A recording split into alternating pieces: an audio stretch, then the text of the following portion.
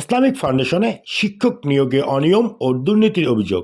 লিখিত পরীক্ষা ফেল করেও মৌখিকে পাস, নথিতে অসামঞ্জস্যপূর্ণ।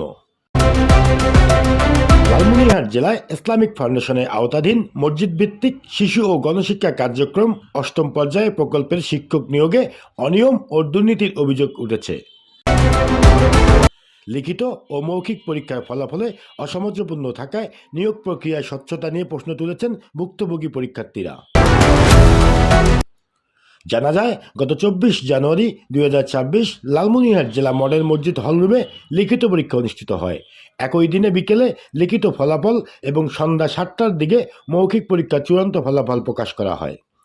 ফলাফল প্রকাশ করেন ইসলামিক ফাউন্ডেশনের জেলা কার্যালয়ের উপপরিচালক ও শিক্ষক নিয়োগ নির্বাচন কমিটির সদস্য সচিব মোহাম্মদ রেজাউল করিম। ভুক্তভোগীরা জানান, আদিতমারী উপজেলার সহজ কোরআন শিক্ষা শাখার রোল নম্বর 7 লিখিত পরীক্ষা অকৃতকার্য হলেও মৌখিক ও চূড়ান্ত ফলাফলে তাকে উত্তীর্ণ দেখানো হয়েছে।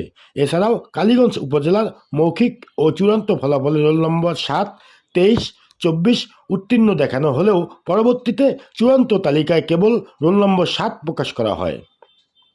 অভিযোগ রয়েছে, বিষয়টি আড়াল করতে পরে সংশোধিত লিখিত ফলাফল শীট প্রকাশ করা হয়, যা আগের ফলাফলের সঙ্গে সাংঘর্ষিক। প্রকাশিত নথিতে একই রোল নম্বর দিয়ে ভিন্ন তথ্য পাওয়া গেছে। পরীক্ষার্থীরা বলেন, লিখিত পরীক্ষায় ফেল করেও মৌখিকে পাস দেখানো দুর্নীতি ছাড়া সম্ভব নয়। এতে যোগ্য প্রার্থীরা বঞ্চিত হচ্ছেন। এ বিষয়ে ইসলামিক ফাউন্ডেশনের উপপরিচালক মোহাম্মদ রেজাউল করিম বলেন, আমাদের ভুল হয়েছে, মানুষ বলতেই ভুল। শিক্ষক নিয়োগ নির্বাচন কমিটির সভাপতি ও জেলা প্রশাসক HM রকিব হায়দার এর সঙ্গে যোগাযোগের চেষ্টা করা হলেও কোনো সাড়া পাওয়া যায়নি। এ ঘটনায় পরীক্ষার্থীদের মাঝে ক্ষোভ ছড়িয়ে পড়েছে। তারা নিরপেক্ষ তদন্ত ও দায়ীদের বিরুদ্ধে ব্যবস্থা গ্রহণের দাবি জানিয়েছেন। Local news 24, Mahi Jewel, Lalmonirhat.